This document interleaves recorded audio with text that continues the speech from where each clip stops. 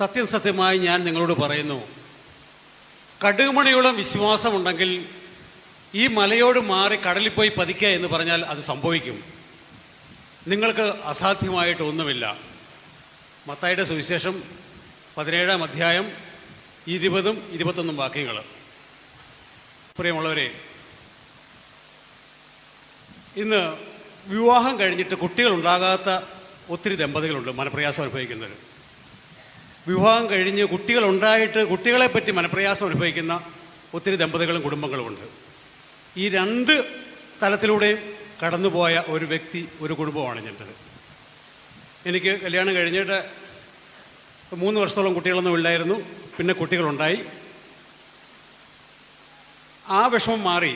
പിന്നെ മുന്നേ പോകെ എൻ്റെ മകനെ +2 കഴിഞ്ഞപ്പോഴത്തേക്ക് പല വിദ്യാഭ്യാസ സ്ഥാപനങ്ങളിൽ ചേർത്തു. പൂർത്തീകരിക്കാൻ പറ്റുന്നില്ല.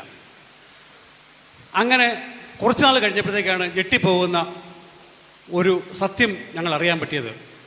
ഇന്ന് സമൂഹത്തെ കാർന്നു നിന്നുകൊണ്ടിരിക്കുന്ന, ഇന്ന് യുവാക്കളെ തകർച്ചയിലേക്ക് നയിച്ചുകൊണ്ടിരിക്കുന്ന ലഹരിക്ക് അടിമയായിപ്പോയി. പ്രിയമുള്ളവർ, തകർന്നുപോയി.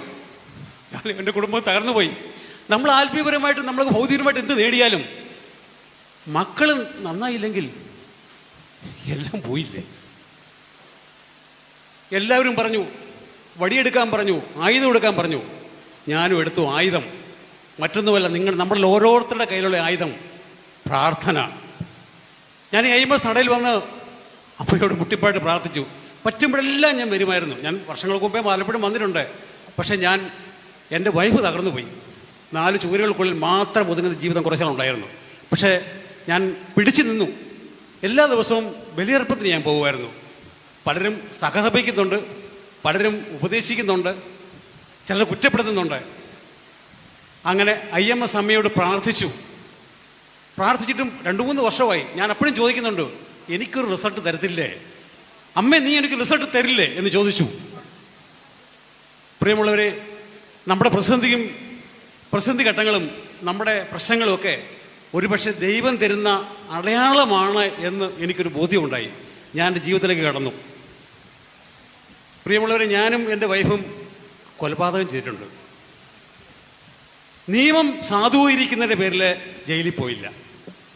പക്ഷെ തമ്പുരാൻ്റെ കോടതിയിൽ ശിക്ഷിച്ചു. കഠിന ശിക്ഷ തുറന്ന ജയിലിൽ അനുഭവിച്ചു. കൊലപാതകം എന്താണെന്ന് നിങ്ങൾക്കറിയാം. നമ്മുടെ ഇടയിലുണ്ട്. നമ്മുടെ ജീവൻ്റെ വില നമ്മളെ പഠിപ്പിച്ച, ബലാത്സംഗം ജയിലിച്ച ഒരു പുണ്യവതി ഉണ്ടായിരുന്നു.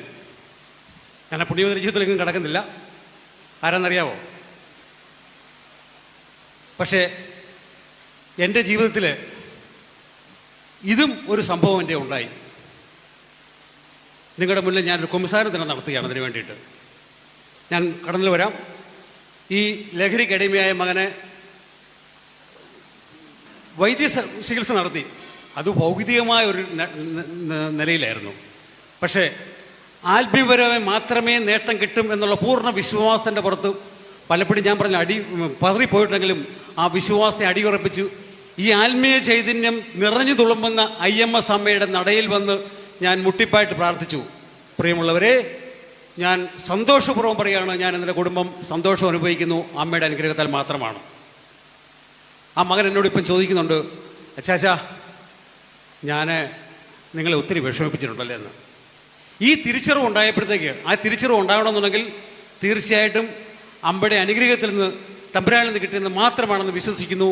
നിങ്ങളോട് ഞാൻ ഓരോരുത്തരോടും പറയുന്നു, നമ്മുടെ ആയുധം, നമ്മൾ ഏത് പ്രതിസന്ധി ഘട്ടങ്ങളും നമ്മൾ തളരാതെ നമ്മുടെ ആയുധം നമ്മൾ മുറുകെ പിടിക്കുക, പ്രാർത്ഥിക്കുക. അമ്മയെ നന്ദി.